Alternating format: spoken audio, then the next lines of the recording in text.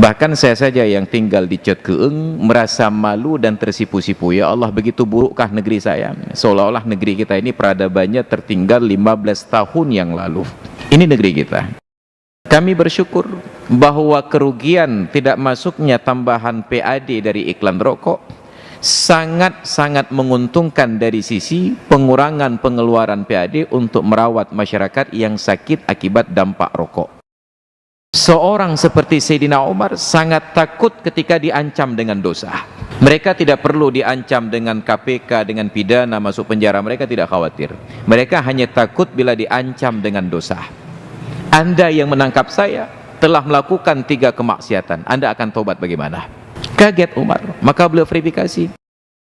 Sekurang-kurang maksiat orang yang minum arak adalah dia nodai alat berzikir itu dengan najis. Dia lumuri alat berzikir itu dengan najis. Maka na'udzubillah, itu belum lagi tentang hilangnya akal. Yang sulit itu antri premium. Tapi kalau pertalit dengan pertamax nggak perlu antri. Karena tidak sanggup antri premium, lalu dia membeli premium di pinggir jalan dengan harga pertamax. Pertanyaannya, kenapa nggak beli pertamax saja tanpa perlu antri? Inilah akal sehat kita ini terpendam, padahal belum minum arak. Dan yang paling penting, sahabat Perkusi Aceh, 10% dari hasil penjualan kaos dakwah ini akan kita bagikan kepada sahabat-sahabat kita yang kurang mampu di luar sana. Putih di janggut, kuning ngon mise, hantom tacombe tika musola. Walaupun panjang kalimatnya, namun makna dari lirik itu mengajak kita untuk melakukan sholat. Ilmu tanyo benar, amai tanyo benar, kure tanyo benar, ngak selamat dunia akhirat. Bismillahirrahmanirrahim. Assalamualaikum warahmatullahi wabarakatuh. Alhamdulillahilladzi habbaba ilainal iman wa zayyanahu fi qulubina wa karraha ilainal kufra wal fusuqa wal asyana wa ja'alana minar rasyidin. Allahumma salli wa sallim ala nabiyyina wa habibina wa maulana Muhammadin asyrafil anbiya'i wal mursalin wa ala alihi wa sahbihi wa azwajihi wa atba'ihi ila yaumiddin. Wa qala Allah ta'ala fil Qur'anil azim wa huwa asdaqul qailin wa biqawlihi yahtadil muhtadun. Ya ayyuhalladzina amanu innamal khamru wal maisiru wal ansabu wal azlamu rijsun min amali syaitan fajtanibuhu la'allakum tuflihun. Innama yuridu syaitanu an yuqi'a bainakumul adawata wal baghdha'a fil khamri wal maisir wa yasuddakum an zikrillahi wa 'anis shalah fahal antum muntahun. Sadaqallahul azim wa sadaqa rasuluhun nabiyyul habibul karim wa nahnu ala dhalika minasyahidin wasyakirin walhamdulillahi rabbil alamin wa ba'du. Alhamdulillah, puji dan syukur kehadirat Allah. Salawat dan salam kepada junjungan alam Nabi kita Muhammad Rasulullah sallallahu alaihi wasallam, kepada keluarga beserta sahabat-sahabat beliau sekalian, hadirin dan hadirat jamaah salat maghrib dan isya yang dimuliakan Allah. Belasan tahun yang lalu, ketika sebuah BUMN, badan usaha milik negara, Pertamina,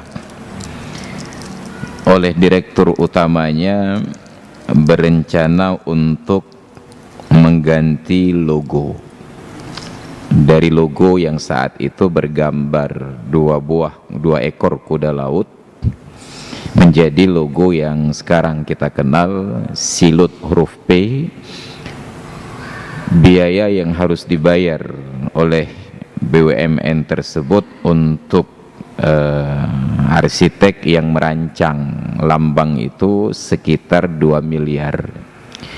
2 miliar dikala itu ketika harga emas sekitar 100.000 per mayam, lumayan besar.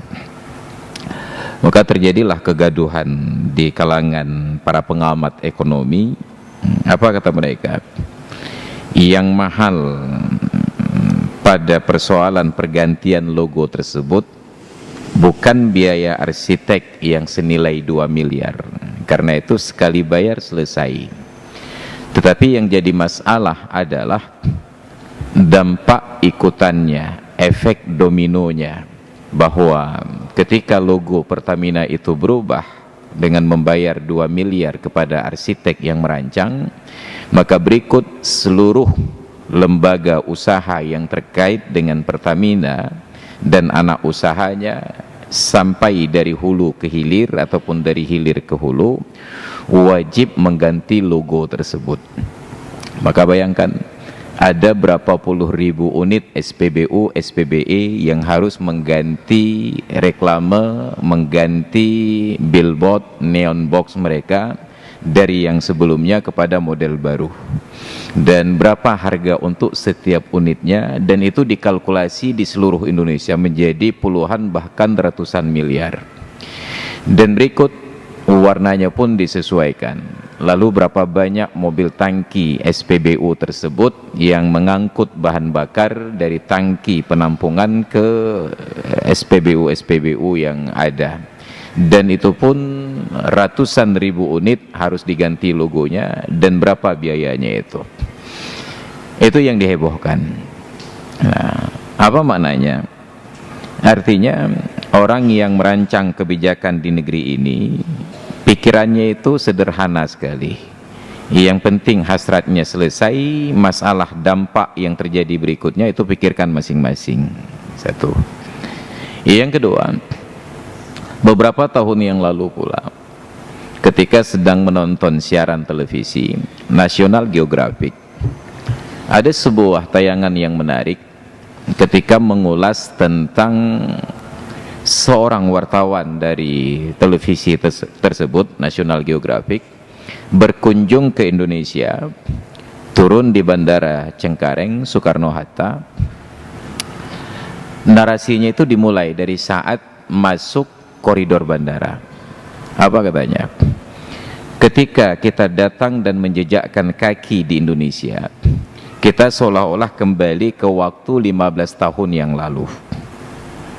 Bayangkan, mereka datang ke Indonesia, masuk koridor bandara Soekarno-Hatta di Cengkareng, merasakan nuansa seolah-olah sudah kembali ke masa lalu, paling dekat 15 tahun yang lalu. Apa penyebabnya? Rupanya di dinding-dinding koridor tersebut, sejak dari pertama masuk sampai ke tempat pengambilan bagasi, bahkan di lobi, bahkan di parkir bandara tersebut, dihiasi dengan iklan rokok. Sedangkan di Eropa, tempat stasiun televisi itu berada, iklan rokok itu sudah diharamkan sejak lebih dari 15 tahun yang lalu. Maka nggak ada lagi di Eropa itu iklan rokok, nggak ada lagi di Amerika itu iklan rokok. Begitu mereka sampai ke Indonesia, di gerbang bandara internasional itu disambut dengan iklan rokok sepanjang koridor. Maka begitu melihat iklan rokok, mereka langsung memorinya jalan sekitar 15 tahun yang lalu, seolah-olah kita masuk koridor waktu dan kembali ke zaman 15 tahun yang lalu. Bahkan saya saja yang tinggal di Cot Keeng merasa malu dan tersipu-sipu. Ya Allah, begitu burukkah negeri saya? Seolah-olah negeri kita ini peradabannya tertinggal 15 tahun yang lalu. Ini negeri kita. Dan ternyata tidak ada seorang pejabat pun yang malu. Entah karena memang pejabat disyaratkan hilang malu, wallahu alam.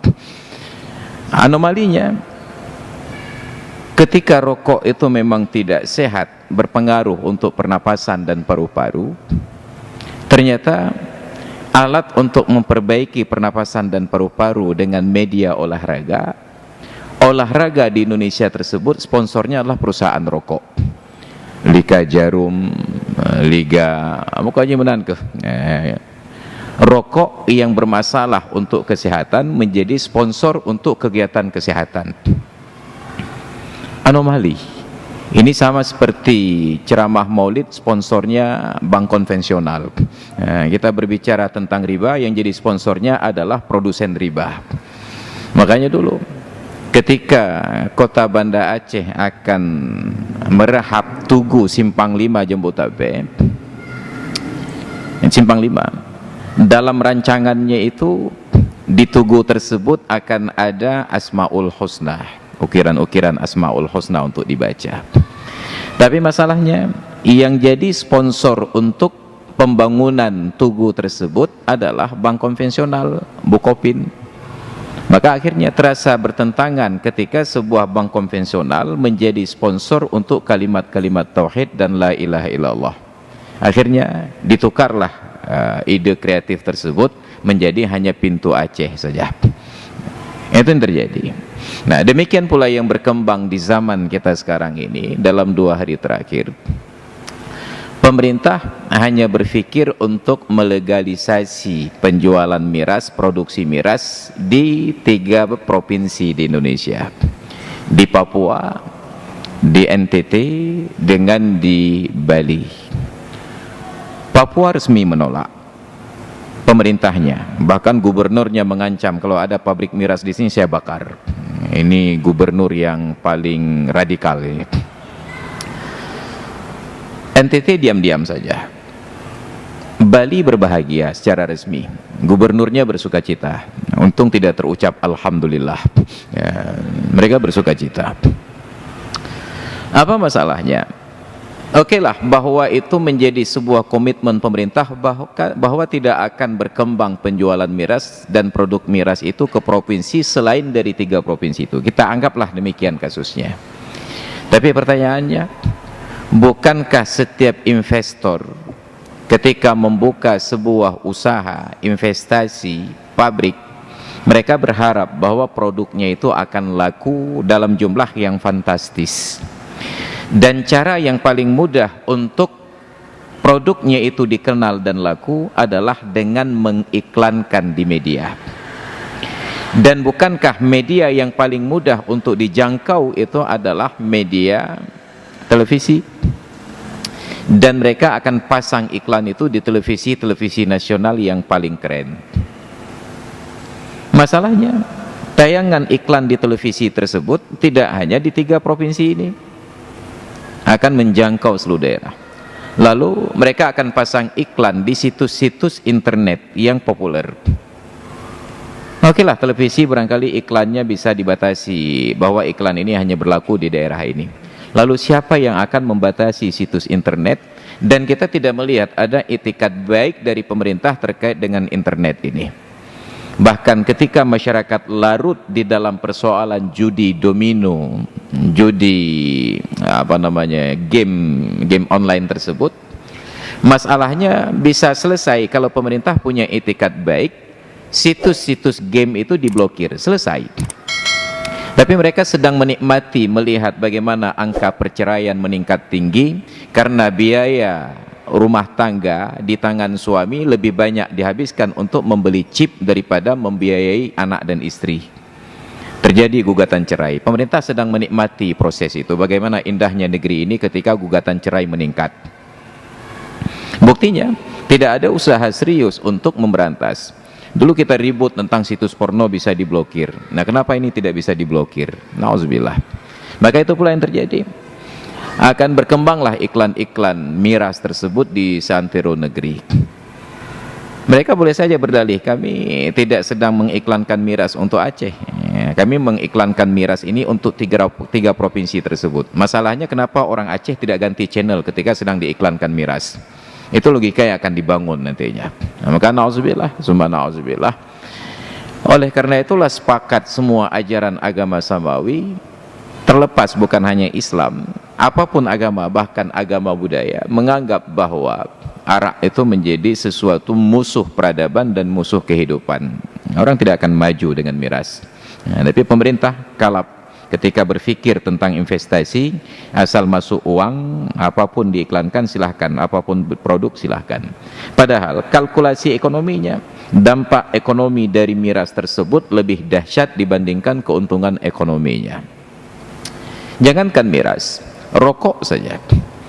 Ketika Sumatera Barat di kota Padang, wali kotanya melarang iklan rokok. Diwawancara oleh media, wali kotanya mengakui bahwa sangat banyak kerugian dari sisi PAD, pendapatan asli daerah dari iklan rokok.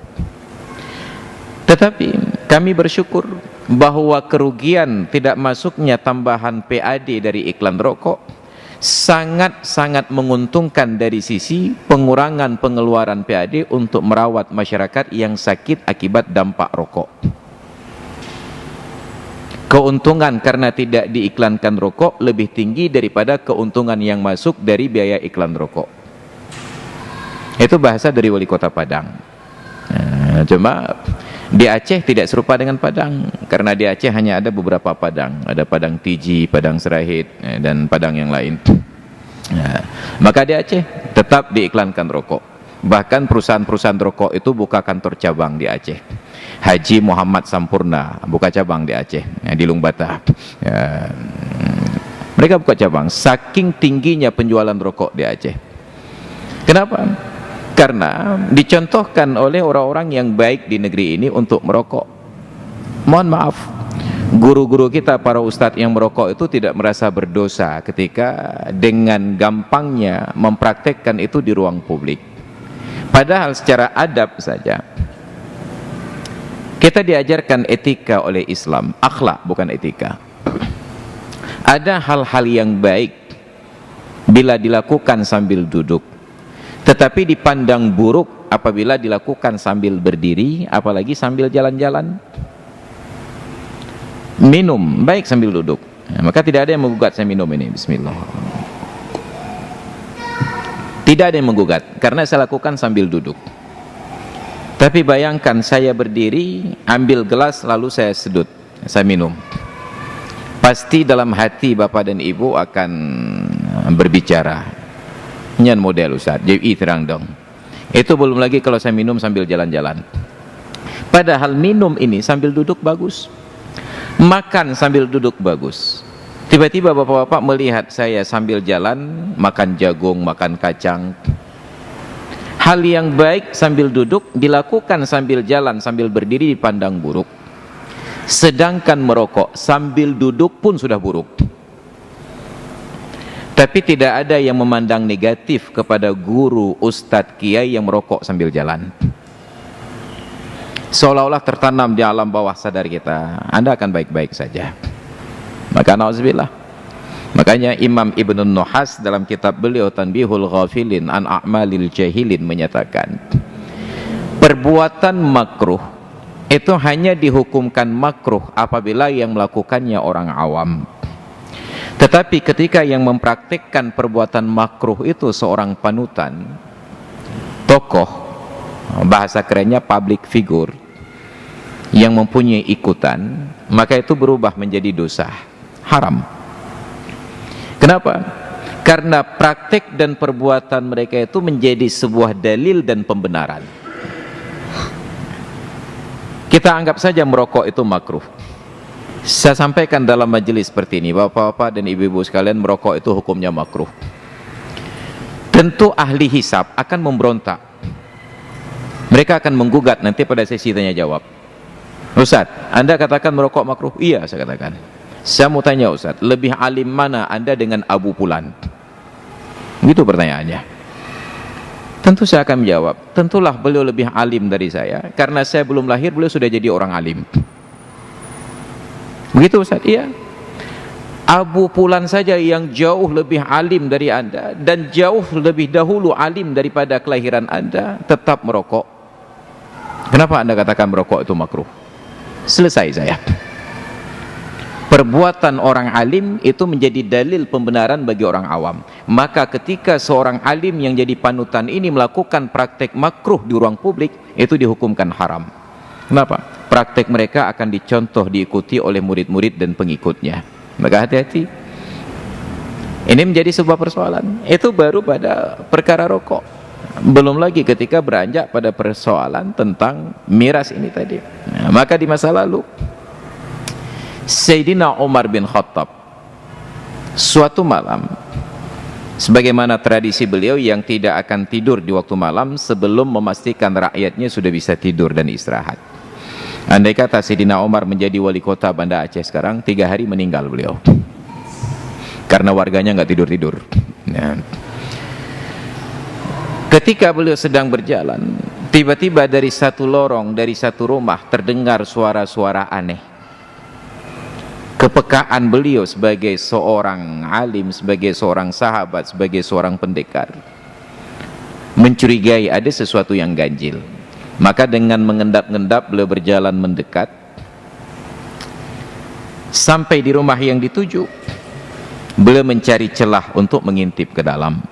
Maka didapatilah celah itu pada sebuah jendela, karena ada renggang antara daun jendela dengan kusennya. Ternyata di dalam rumah itu ada seorang pria yang sedang teler minum arak dengan cawan di depannya dan pakaiannya itu basah. Umar marah, tetapi beliau sadar menangkap orang yang sedang mabuk gak ada manfaatnya. Maka dengan sabar beliau nanti sambil mengawasi keadaan orang di dalam. Begitu orang yang mabuk ini diambang siuman, dengan sekuat tenaga Sayyidina Umar menerobos masuk ke dalam lewat jendela, copot jendela sampai Umar ke dalam. Ditangkap pria yang sedang mabuk itu, beliau katakan, saya tangkap basah, kamu sedang mabuk. Itu benar-benar secara harfiah tertangkap basah, karena basah dengan arak.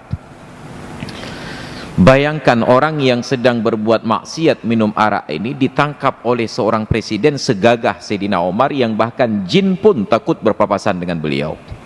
Iyo mututu tigamet.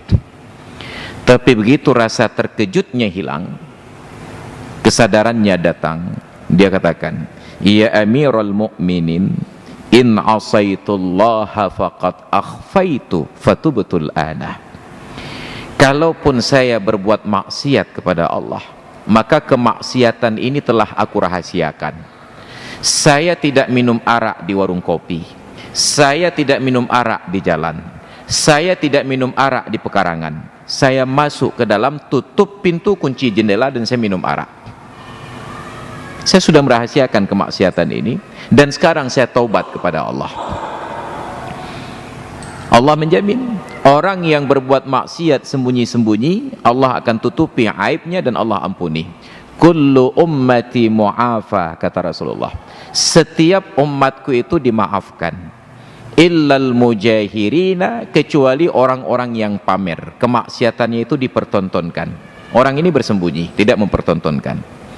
Wa minal mujaharati, bentuk pamer itu ayya'malar rajulu amalan bil laili fasatarahu Allahu alaihi. Ada orang yang berbuat kemaksiatan di waktu malam, Allah sembunyikan kemaksiatannya dengan gelapnya malam, enggak ada yang tahu. Fayusbihu fayaqulu amiltu kadza wa kadza fil barihah. Tiba-tiba di waktu pagi dia promosi, tadi malam saya buat maksiat begini, tadi malam saya minum arak di sini, tadi malam saya pacaran berbuat zina dengan si fulan. Allah sembunyikan. Maka kata pria ini, kalaupun saya berbuat maksiat kepada Allah, saya sudah rahasiakan, sekarang saya taubat. Tapi anda yang menangkap saya berbuat maksiat telah melakukan 3 kemaksiatan kepada Allah, kepada siapa anda akan taubat? Kaget Sayyidina Umar, balas ditodong lagi. Seorang seperti Sayyidina Umar sangat takut ketika diancam dengan dosa. Mereka tidak perlu diancam dengan KPK, dengan pidana, masuk penjara. Mereka tidak khawatir. Mereka hanya takut bila diancam dengan dosa. Anda yang menangkap saya telah melakukan 3 kemaksiatan, Anda akan tobat bagaimana? Kaget Umar. Maka beliau verifikasi, apa kemaksiatan saya? Kata pria ini, bukankah Allah menyatakan dalam Al-Quran, wala tajassasu, jangan memata-matai, jangan mengintip-ngintip. Anda mengintip saya. Pucat Umar. Oke, apalagi dosa saya yang kedua? Allah Ta'ala katakan dalam Al-Quran, ya ayyuhalladzina amanu idza dakhaltum buyutan fadkhulu min abwabiha. Wahai orang-orang yang beriman, bila kalian ingin masuk ke dalam rumah, masuklah lewat pintunya. Anda masuk lewat mana? Ternyata beliau masuk lewat jendela. Tambah pucat gitu. Lalu apa kesalahan saya yang ketiga? Allah Ta'ala berfirman dalam Al-Quran, ya ayyuhalladzina amanu la tadkhulu buyutan hatta tasta'nisu wa tusallimu ala ahliha. Wahai orang-orang yang beriman, janganlah kalian masuk suatu rumah sehingga kalian minta izin dan mengucapkan salam kepada pemiliknya. Apakah Anda minta izin? Tidak. Apakah Anda ucapkan salam? Tidak. 4 kemaksiatan Anda terkait hak saya ini minta tobat ke siapa? Gemetar Sayyidina Umar, lalu beliau tawarkan barter kasus. Oke. Bagaimana bila engkau yang minum arak ini saya lupakan saja kasusnya karena kamu sudah taubat, tapi tolong maafkan kesalahan saya kepadamu. Selamat pria ini. Dulu ada arak, tapi orang yang minum arak di masa lalu hafal ayat Al-Quran. Mereka hafal ayat ini, luar biasanya. Kita yang berzikir sekarang sambil minum arak. Nah, ini masalahnya. Kenapa? Karena Sayyidina Umar sudah trauma dengan arak, sebab ayat yang melarang arak surat Al-Maidah 90:91 itu Allah turunkan kepada Nabi dan langsung dibacakan oleh Rasulullah di hadapan Sayyidina Umar yang masih menenggak arak. Ayat tadi saya bacakan, Al-Maidah 90:91. Ya ayyuhalladzina amanu innamal khamru wal maisiru wal ansabu wal azlam. Wahai orang-orang yang beriman, sesungguhnya arak, judi, berhala, mengundi nasib dengan anak panah, rijsun min amali syaitan, adalah najis yang paling kotor dari perbuatan syaitan. Fajtanibuhu la'allakum tuflihun, maka jauhi masing-masing perbuatan itu, mudah-mudahan kalian beruntung. 91. Innama yuridu syaitanu ayyuqi'a bainakumul adawata wal baghdha'a fil khamri wal maisir. Setan hanya berkeinginan untuk menimbulkan permusuhan dan sengketa di antara kalian dengan sebab arak dan judi. Wa yasuddakum an dzikrillahi wa anis shalah, dan untuk menghalang-halangi kalian dari mengingat kepada Allah dan dari menunaikan salat. Fahal antum muntahun, di ujung ayatnya. Maka apakah kalian akan berhenti? Benar rencana piu? Sayyidina Umar begitu sampai mendengar ayat tersebut, langsung angkat tangan dua-duanya, beliau katakan, intahaina ya Rabb, intahaina ya Rabb. Kamu piuh ya Allah, kamu piuh ya Allah, kami berhenti ya Allah.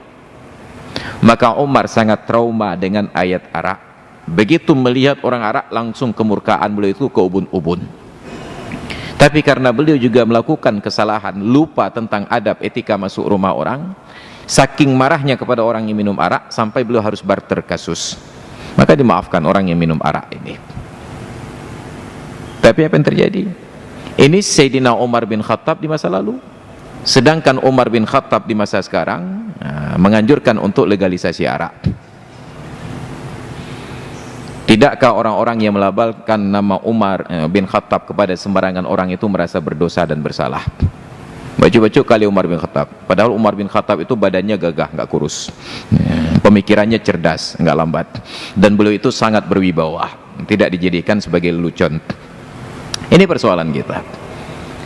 Yang ketiga, kepada orang-orang yang sudah terpengaruh arak, Islam itu datang, salah satu dari maqasid syariah adalah menjaga akal. Maka setiap kewajiban dalam Islam selalu salah satu syaratnya aqil. Jadi saat disebutkan mukallaf itu tersusun dari 3 perkara. Islam baligh berakal, Islam baligh berakal. Tidak ada kewajiban syariat kepada orang yang tidak berakal. Maka menghilangkan akal berarti ingin menggugurkan kewajiban syariat. Suatu hari seorang ulama tabi'in, Malik bin Dinar, beliau keluar dengan murid-muridnya ke pasar kota Basrah untuk membeli kebutuhan. Lalu tiba-tiba dalam perjalanan di pasar, beliau melihat ada seorang anak muda yang sedang teler, mulutnya berbuih-buih bekas arak.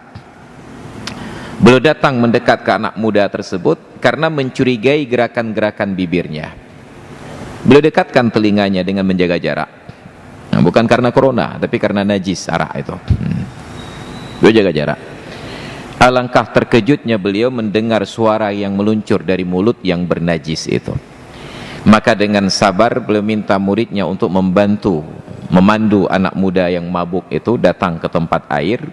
Nah, kalau kita pernah nonton film-film koboi, itu biasanya di tempat kuda ditempatkan ada drum untuk air untuk minum kuda.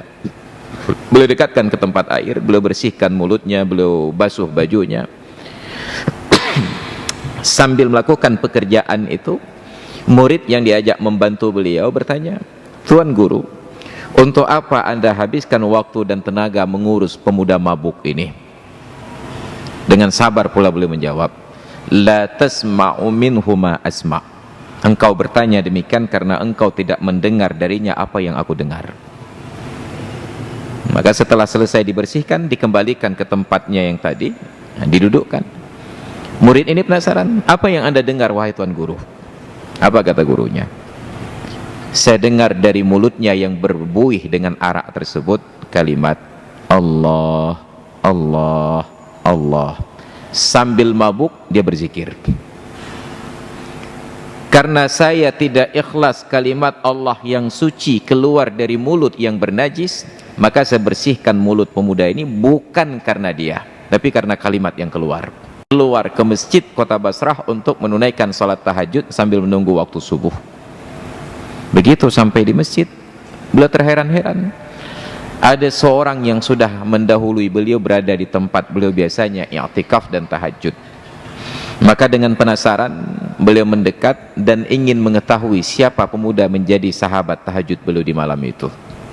Alangkah terkejutnya beliau, ternyata yang duduk mendahului beliau itu adalah pemuda yang tadi siang mabuk dan dibersihkan mulutnya oleh beliau. Dalam keterkejutannya beliau bertanya, "Kaifa haluka ya fata?" Bagaimana keadaanmu hai anak muda? Tanpa menoleh anak muda ini menjawab, "Innalladzi hadani qad anba'aka bihali." Sesungguhnya Allah yang telah memberi hidayah kepadaku telah menceritakan kepadamu tentang keadaanku. Baik dan yang lewat. Keadaanku sudah diceritakan oleh Allah kepadamu di dalam mimpimu. Tadi siang saya masih mabuk, tapi tiba-tiba malam ini Allah berikan hidayah. Kenapa? Ternyata Allah ingin membalas jasa seorang manusia yang mensucikan dan memuliakan Allah. Karena tidak ingin kalimat Allah keluar dari mulut yang bernajis, mulut itu dibasuh, agar kalimat Allah yang keluar tetap dari mulut yang suci. Maka sekurang-kurang maksiat orang yang minum arak adalah dia nodai alat berzikir itu dengan najis, dia lumuri alat berzikir itu dengan najis. Maka na'udzubillah, itu belum lagi tentang hilangnya akal.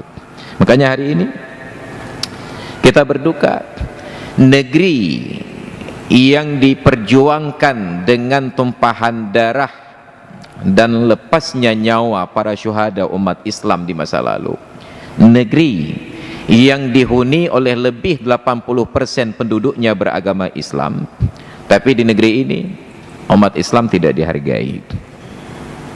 Saya menarik ketika dapat informasi bahwa di Indonesia pemerintah kita sejak dari tahun 80-an telah meratifikasi salah satu konvensi internasional dari WHO, yaitu tentang larangan khitan anak perempuan. Enggak boleh sunat perempuan. WHO mempersepsikan khitan perempuan itu dengan nama yang buruk sekali, dengan singkatan FGM, Female Genital Mutilation, memutilasi alat genital perempuan. WHO larang, tidak boleh anak perempuan dikhitan. Dan pemerintah kita sudah meratifikasi konvensi tentang larangan khitan itu. Apa yang terjadi? Di negeri yang mayoritas penduduknya muslim, dan mayoritas muslim di negeri ini bermazhab Syafi'i, yang mazhab Syafi'i itu berpendapat laki-laki dan perempuan wajib khitan, tiba-tiba di negeri ini perempuan dilarang khitan. Bukankah ini pengkhianatan untuk umat Islam? Kalau bapak dan ibu tidak percaya, silahkan cari kerabat tetangga yang punya anak kecil perempuan akan dikhitankan, lalu bawa ke layanan kesehatan, puskesmas, rumah sakit dan seumpamanya. Coba perhatikan bagaimana sikap para medis di sana. Atas nama tanggung jawab agama, khitan itu dipraktekkan. Mereka akan fasilitasi, tetapi mereka tidak akan mencatat itu sebagai tindakan medis. Karena bila dicatat itu dianggap sebagai temuan dan itu bermasalah. Boleh dikhitan tapi tidak boleh dicatat. Ini yang terjadi di negeri yang mayoritas muslim, yang muslimnya mayoritas mazhab Syafi'i, yang mazhab Syafi'i menyatakan laki-laki perempuan wajib khitan. Dan kita diam saja. Maka ketika diamnya kita, itulah yang disebutkan oleh orang-orang sekarang sebagai teori test the water. Kita tes dulu. Ya, biasanya dimasukkan binatang ke dalam air lalu dipanggang, maka binatang tersebut berusaha untuk beradaptasi dengan suhu air yang semakin naik. Ya, dianggap oh baik-baik saja, binatangnya nggak mati, binatangnya nggak menderita. Sampai pada batas yang tidak mampu dia tanggung, binatang ini akan mati. Negeri ini akan test water. Akhirnya kita tidak sempat berpikir untuk kemajuan karena hanya sibuk tentang kemunduran saja. Saat negeri lain sedang berpikir memajukan pendidikan dengan kurikulum, dengan pendekatan yang luar biasa, negeri kita masih sibuk tentang standar berpakaian murid-murid di sekolah. Hal-hal yang sudah selesai di masa lalu digugat lagi di masa sekarang. Saya heran, di mana mereka ini sekolah dulunya? Ketika negeri yang lain sudah selesai dengan persoalan rokok tidak lagi diiklankan, kita sedang dalam usaha untuk mengiklankan minuman keras. Lalu kapan negeri kita akan maju bila masyarakat selalu dicokoki mabuk dengan persoalan yang tidak perlu? Maka akhirnya kita latah, saya mendukung untuk mencabut pelarangan miras di Indonesia. Nanti keluar lagi masalah baru, saya mendukung pulan. Sibuk kita untuk mengunggah hal-hal yang tidak perlu. Kenapa? Karena tidak ada yang berpikir untuk memajukan negeri ini. Asal uang masuk, walaupun rusak nggak ada masalah. Maka anomali itu berjalan pada tingkat yang paling sederhana. Dulu saya pernah ceritakan, bisnis jual minyak itu luar biasa keuntungannya.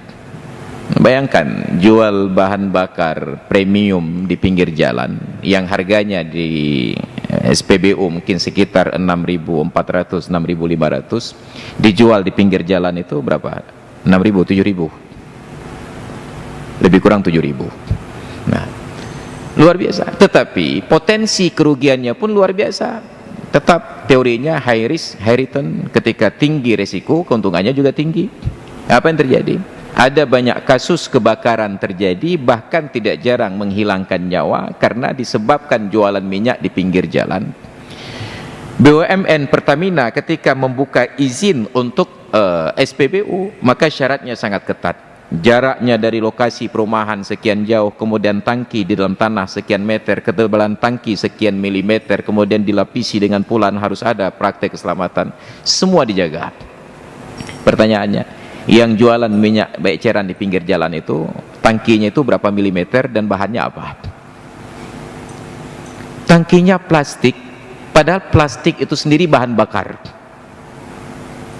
Saat kita ingin membakar sampah nggak ada minyak, maka plastik yang kita bakar dulu, karena itu bahan bakar.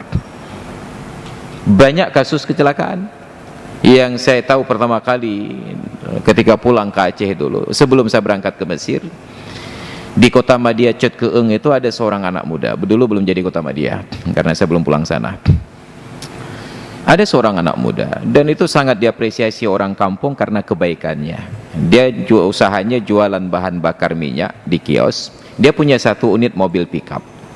Sore-sore sering dia ajak anak-anak kampung jalan-jalan naik mobilnya. Orang kampung senang mengapresiasi akhlaknya. Dan mobil itu dipakai untuk mengangkut BBM ini dari SPBU pulang ke pangkalannya sendiri. Suatu malam saya baru pulang ngaji dari Dayah Abu Daud Zamzami, Darul Riyadhus Shalihin. Ternyata di lokasi itu ada bangkai mobil baru terbakar. Berceritalah orang kampung, berarti rupanya pria ini baru pulang membawa bahan bakar itu dalam jerigen.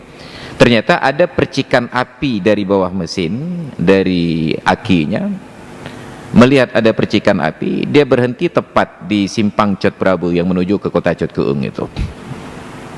Dia berusaha untuk menyelamatkan beberapa tangki jerigen, beberapa jerigen bahan bakar. 1 jerigen, 2 jerigen, 3 jerigen. Begitu dia ambil jerigen satunya lagi, kakinya terpleset, tangki jerigen itu terbuka dan minyaknya tumpah menyirami tubuhnya, terbakar. Di seberang jalan ada warung kopi yang buka.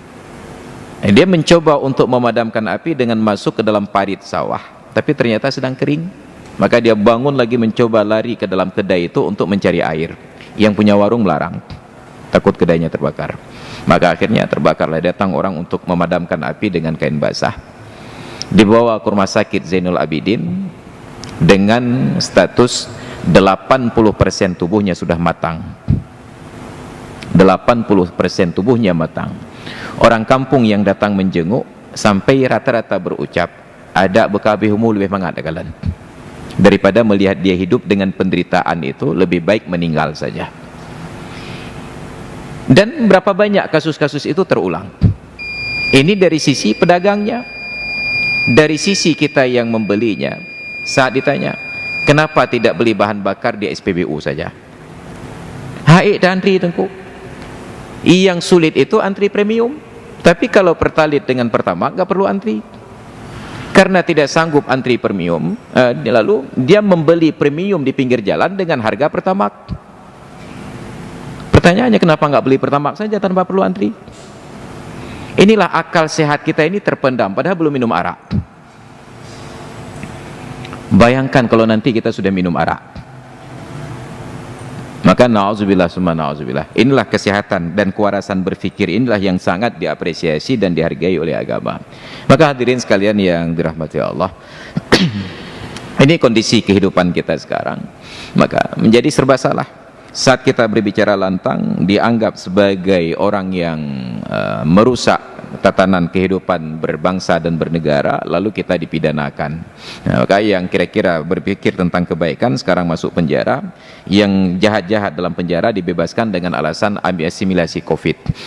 Maka mereka bebas berbuat kejahatan lagi di luar. Inilah na'udzubillah summa na'udzubillah. Maka oleh karena itu kita sangat berharap kepada para pemimpin kita, janganlah berpikir tentang untung tanpa berpikir tentang risiko dari sebuah keuntungan. Kita perlu investasi, tapi bukan investasi yang merusak peradaban. Kita perlu cara-cara untuk masyarakat ini punya lapangan kerja, tapi bukan lapangan kerja yang merusak pendidikan. Maka kita berharap bahwa yang duduk di pemerintahan itu benar-benar ahlul hilli wal aqdi. Apa artinya? Orang yang ahli di dalam mengurai dan menganalisa masalah, lalu pandai dalam mengambil kesimpulan untuk memberikan solusi. Ya, bukan orang yang tidak pandai menganalisa masalah dan tidak pandai mengatasi dan memberikan solusi. Andai kata pemimpin kita demikian, sungguh kita sebagai rakyat ini, kemiskinan itu tidak menjadi masalah selama kebijakannya itu terarah. Maka sebagai penutup, ketika dulu Muawiyah bin Abi Sufyan baru selesai dari proyek mengalirkan air bersih ke rumah-rumah warga, PDAM lah dalam bahasa kita, dengan bangga karena waktu itu tidak ada media untuk pencitraan, beliau naik mimbar hari Jumat menyampaikan khutbah.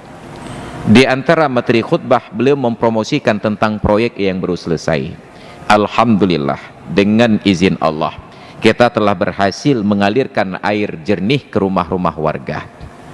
Baru sampai ucapan beliau di situ, salah seorang jamaah yang hadir, Abu Muslim Al-Khawlani, beliau seorang tabi'in tapi generasi para sahabat, cuma tidak disebut sahabat karena tidak sempat ketemu dengan Nabi.